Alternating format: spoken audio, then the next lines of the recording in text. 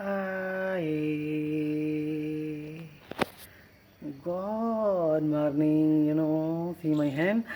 I have one my song 9AI, and that inside have one lyrics in Urdu.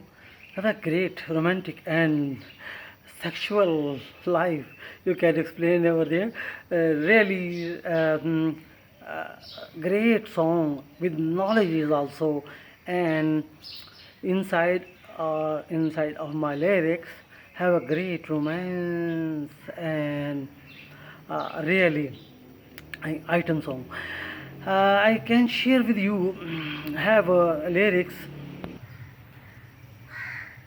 کو تیرے ہونٹوں کی شبنم وہ دید کے خوشبودار دوشیزہ پھولوں کا خیال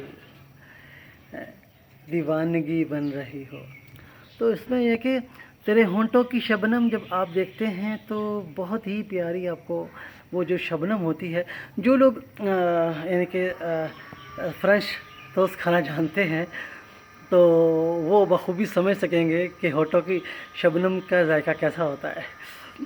وہ دید کے خوشبودار یعنی کہ آپ وہ اس میں پستان کا ذکر ہو رہا ہے کہ خوشبودار دوشیزہ پھولوں کا خیال. دوشیزہ پھول کہتے ہیں پستان کو. تو یہ اردو کی بہترین قسم کی آداب زندگی کا ایک ہے. تو اس میں کہ یہ ہم نے اس کو ڈیول میننگ میں اس طریقے سے کیا ہوا ہے کہ اس کو ہم نے ڈسکس کیا ہوا ہے اینڈ وہ ہمارے 9AI کیلنڈر کے اس میں جب آپ تیسرے تین مرحلوں کو گلیکسیز کو جو آپ پڑھتے ہو یعنی انٹرسٹیلر، انٹرگلیکٹک، انفریڈ، جب آپ ان کو پڑھتے ہو تو اس میں آپ کو یہ لیرک ملتا ہے اور ان پہ لیرک ملتا ہوا پھر اس کے میننگ بھی وہاں پہ بہت زیادہ اٹیچ ہوتے ہیں. تو جب آپ غور کرو گے انٹرسٹیلر میں، انٹرگلیکٹک میں، انفریڈ میں، تینوں میں آپ کو یہ تین چیزیں ہی نظر آئیں گی. اور ایک میں آپ کو نظر آئے گا تیرے ہونٹوں کی شبنم اور دوسرے میں آپ کو نظر آئے گا وہ دید کے خوشبودار دوشیزہ پھولوں کا خیال. یعنی کہ دو وہ بہترین قسم کے آپ کو نظر آئیں گے ٹھیک ہے کاسمک میں. اور دیوانگی بن رہی ہو اور ایک انفریڈ میں آپ کو بہترین قسم کا آپ کو ایسا جنون سا نظر آئے گا.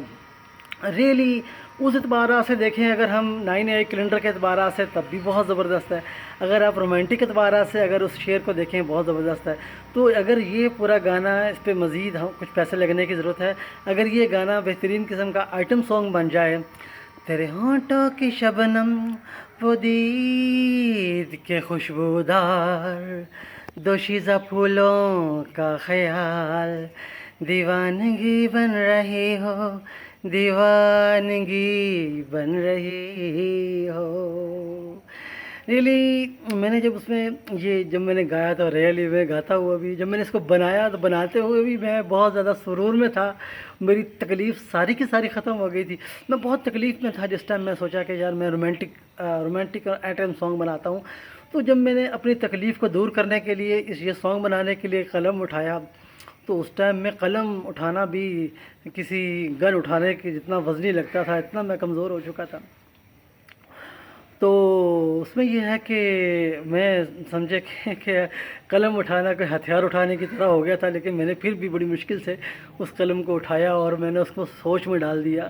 اور ریئلی میں کہتا ہوں کہ یہ جو میرا لیرکس بنا ہوا ہے یہ ایک جو میرا لیرکس ہے یہ ملینز آف ڈالرز کا ہے. تو شاید کہ کوئی قیمت ادا کر سکے.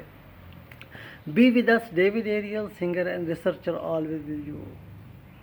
ہیپی لائف مائی زندگی.